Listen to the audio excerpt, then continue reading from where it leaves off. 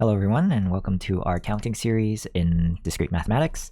So in this series, we want to talk about counting, and at the end of the next 3 videos, we will talk about basically four and a half types of counting problems and how to apply them. So basically what we have to know about counting is that there are 4 main types. There's a category called permutation, and there's a category called combination, and each of them have with and without repetition. So when do we use each one of these types of counting problem is really what we have to talk about in this series.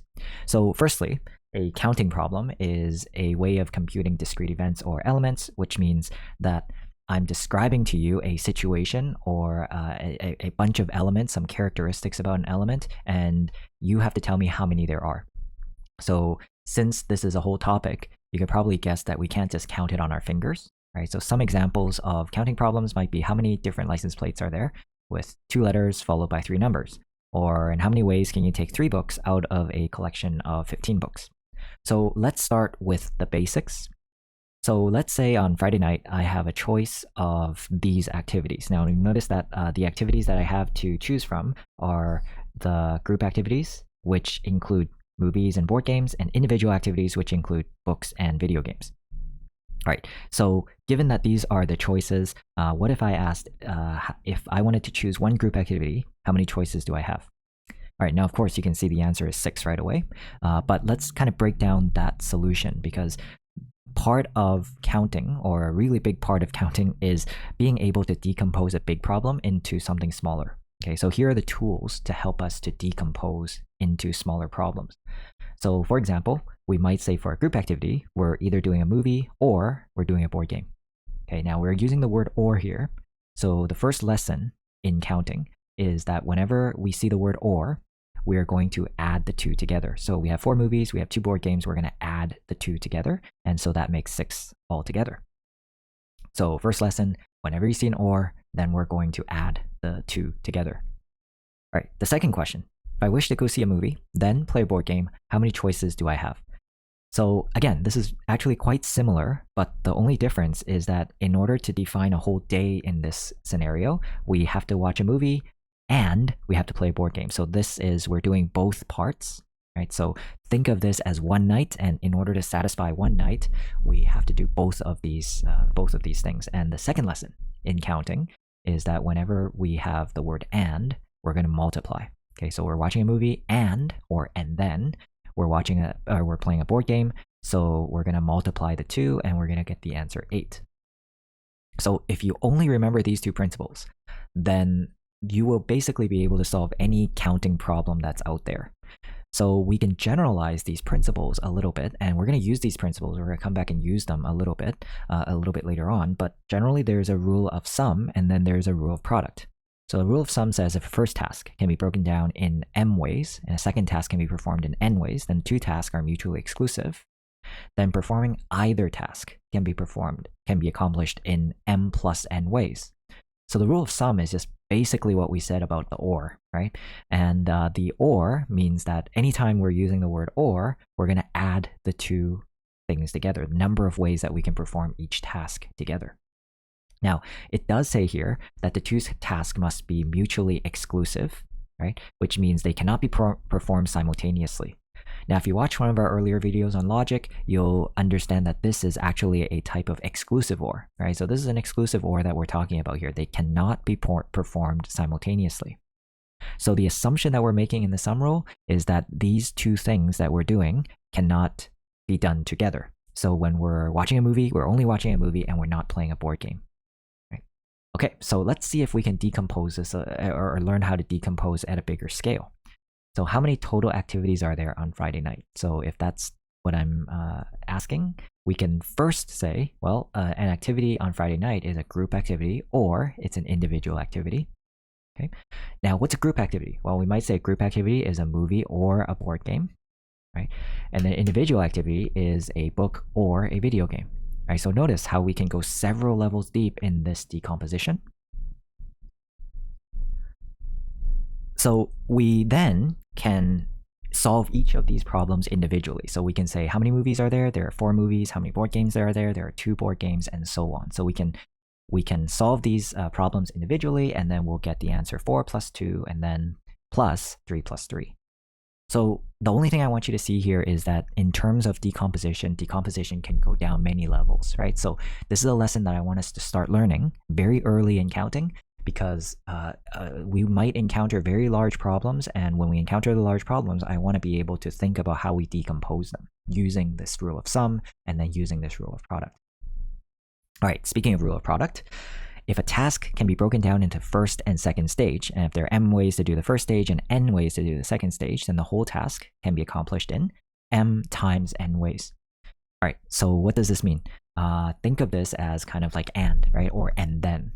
So in order to complete one task, we have to do both of these stages, right? So both of these things we have to do. And so the rule of product says that that's how we decompose, right? So let's say that license plates have 3 letters followed by 3 numbers. Okay, so 3 numbers followed by 3 numerical digits. Okay, so how many license plates are possible?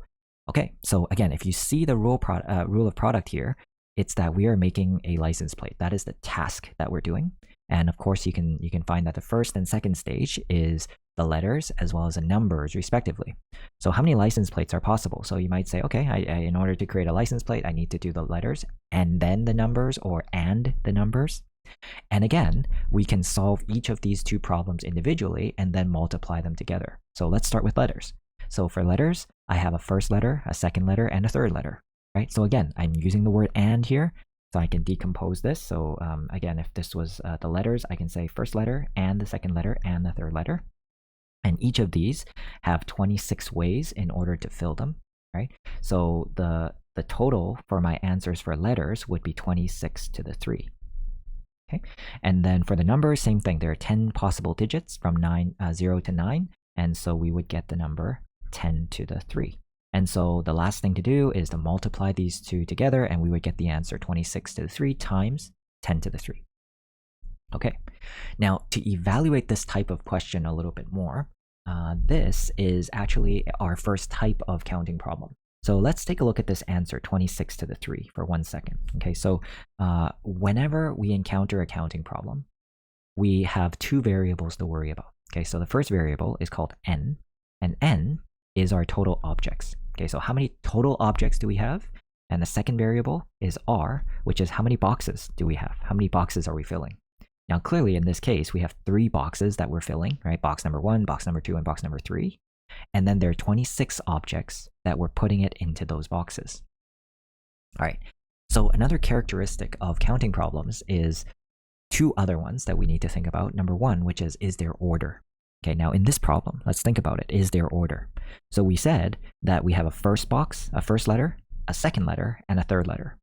Okay, so the thing that we have to ask ourselves here in terms of is there order is if I have an A in my license plate. Okay, if I have an A in my license plate, doesn't matter if it goes here in the first box or it goes here in the third box.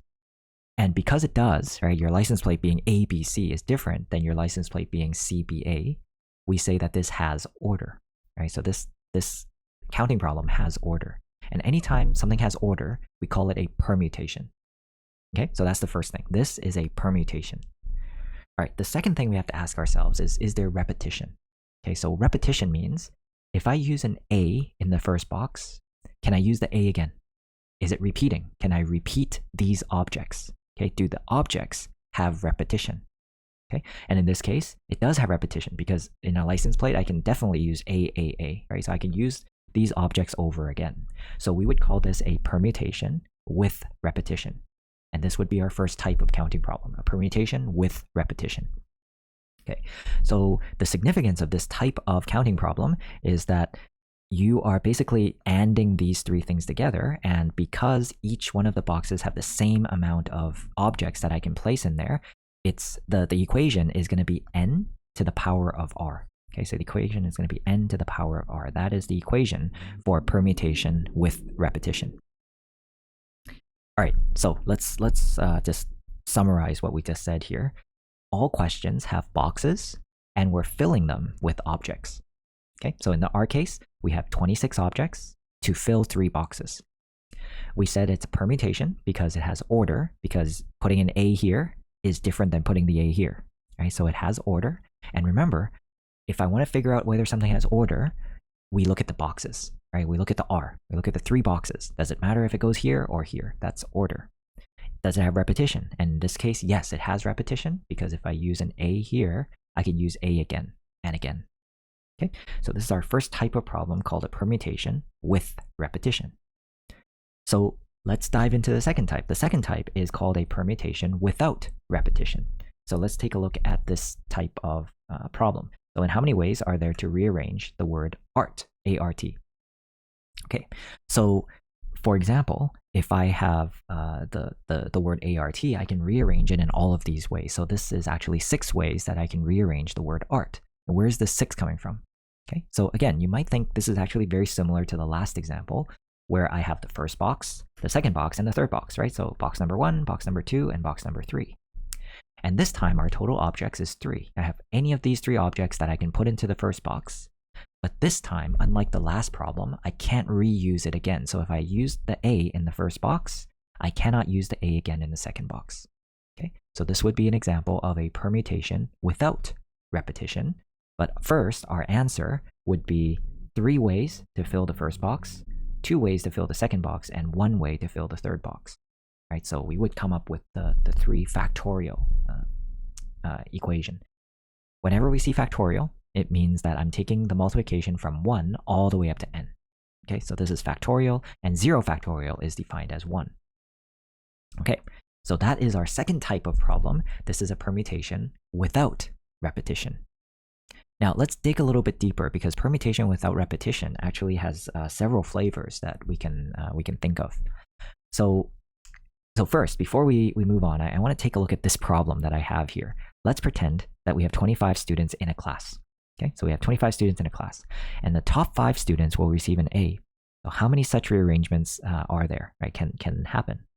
Now, if we're not careful, we can actually solve the problem like this. And there's let me preface this by saying there is something wrong in this way of solving.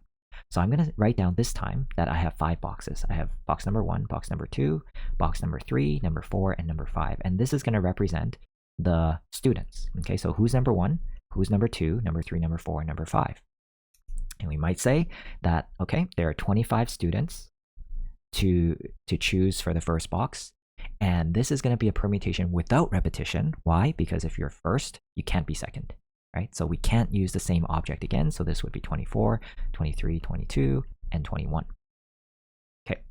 So with that said, we have in this case our n is 25. Our total objects is 25, and the group or the size of the boxes is 5. Now with n and r defined as such, it defined as the total objects as well as the boxes, we can now define an equation. Okay, so if there are n objects and r, which is the boxes, is a number between 1 and n, the number of permutations is defined as this. And by the way, sorry, this should be the permutations without repetition. Okay, so permutations without repetition is defined as something like this: n factorial over n minus r factorial. Now, if you remember the last example that we did, right, if we plug it straight into that equation, we'll get 25 factorial over 25 minus 5 factorial, right? So n minus r factorial. Now, if you do a little bit of math, you'll find that this is exactly equal to the answer that we got, right? So that means we order student number 1, student number 2, student number 3, number 4, and number 5. And then in here, we have a denominator. Now, look at the denominator. In our case, this is 20 factorial. So what we're really doing in the numerator is we're ordering all 25 students. Now, in this case, we don't want the orders for the last 20. We don't care. We don't care about those people, right? So I divide off 20 factorial to say that I'm going to cut off at this point, right? So I'm going to keep multiplying 25, 24, 23, 22, 21, and I'm cutting off at 20. Okay, so the denominator, what we divide off, is really just saying, where do I cut off, right? Where do I cut off?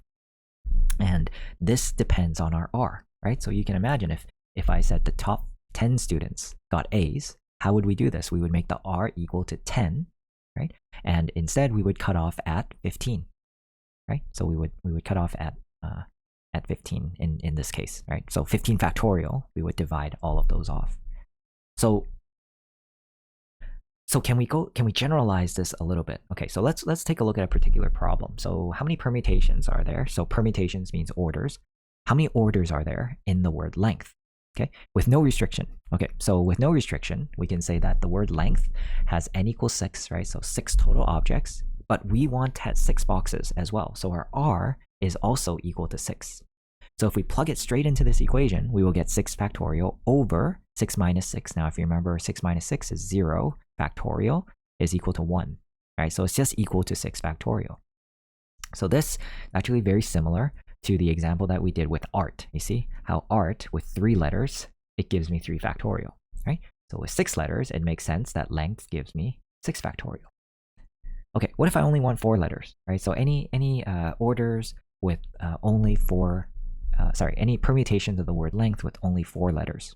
All right, so the only difference here is we can make r equal to 4, and our answer is going to be 6 factorial, and then 6 minus 4 factorial. Okay, good. So that is, in a nutshell, our permutation without repetition. Now let's take a look at a different variation of permutations without repetition. So what if I asked you how many permutations are there in the word ball? Okay. So with this, we might say, well, if we follow the same pattern as what we had before, we might write 4 factorial, right? So because after all, our n here would be equal to 4, right? There would be 4 letters altogether. But hopefully you can see that 2 of our l's are the same. So how do we deal with this? So we should note that 4 factorial would be the right answer if we had 2 different l's. So let's call it L1 and L2. So if we had L1 and L2, then certainly 4 factorial would be the right answer, right? But let's take a look at a distribution. So one of these rearrangements of the word ball would be something like this, right? L1, AB, L2. Another one would be L2, AB, L1.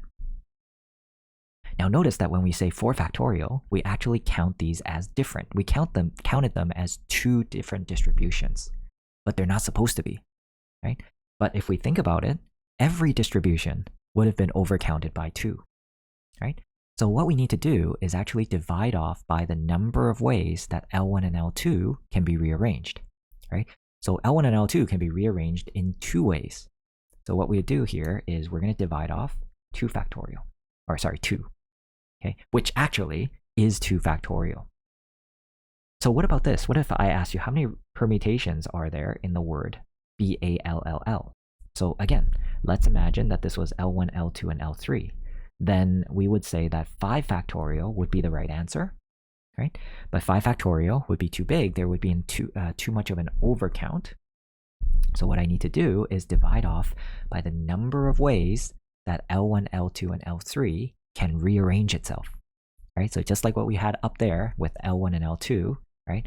The number of ways that L1 and L2 can rearrange itself is 2. And this time, the number of ways that L1, L2, and L3 can rearrange itself is 6. Now you can verify that it's 6, but essentially it's how many permutations are there for L1, L2, and L3, right? So just like our art example, there's 6 different rearrangements. Now if we look closely, the answer is really, for the first one, 4 factorial over 2 factorial, and for the second one, it's 5 factorial over 3 factorial. Because 3 factorial is the number of ways that we can rearrange L1, L2, and L3. All right, so in general, whenever there are repeated objects, we just solve the problem as is, and any repeated objects, we just divide off the overcount, right? The overcount meaning we want to get rid of this order, right? So 5 factorial, for example, had too much order for L1, L2, and L3. So we divide off that order. How much was it? It was 3 factorial, right? So 3 factorial, too much order. So in general, if I say how many permutations are there in the word banana, then we start off with our n, which is our total objects. In our case, this is 6 factorial.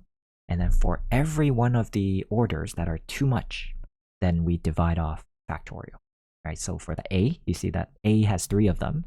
So imagine A1, A2, and A3. The overcount would be 3 factorial, right? And then the overcount for the n would be 2 factorial. So we just divide it off factorial.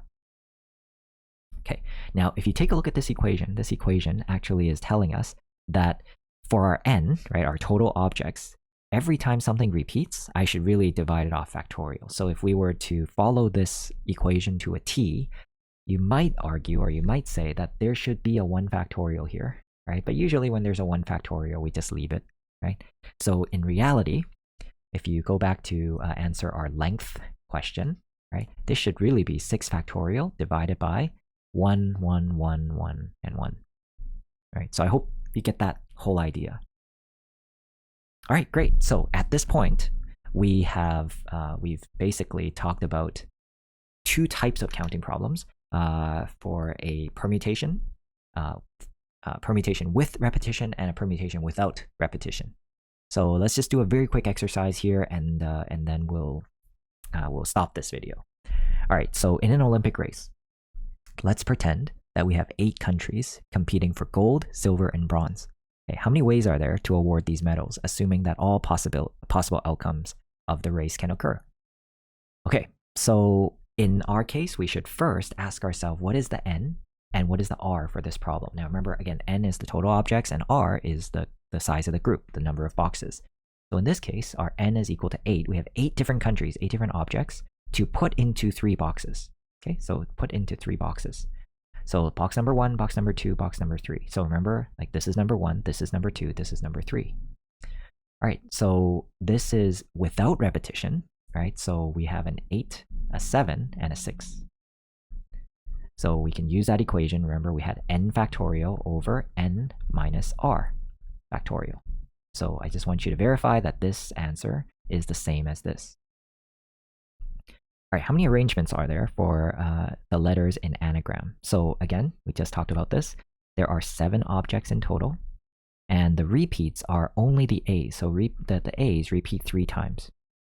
Okay, so that's our answer. How many rearrangements are there for all the letters? How many rearrangements of G and R have G and R adjacent? Okay, so adjacent would mean that G and R go together. So let's pretend this is one object. Okay, so let's pretend it's one letter actually.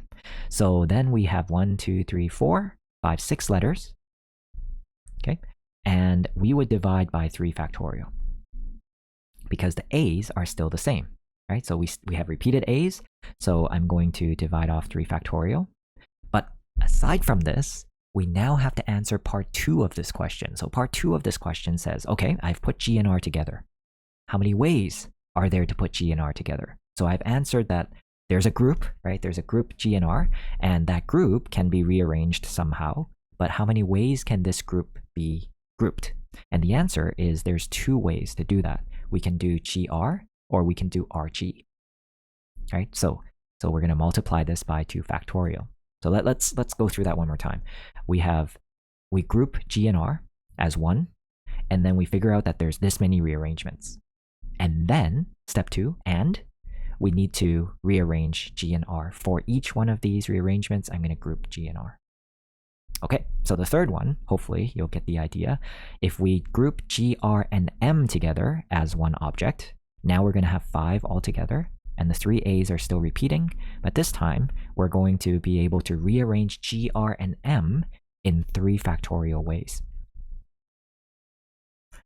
All right, so hopefully that makes sense. So this kind of gets us thinking about different types of counting problems. In our next video, we'll talk about the other type of counting problem, which is a combination. All right, so I'll see everybody then.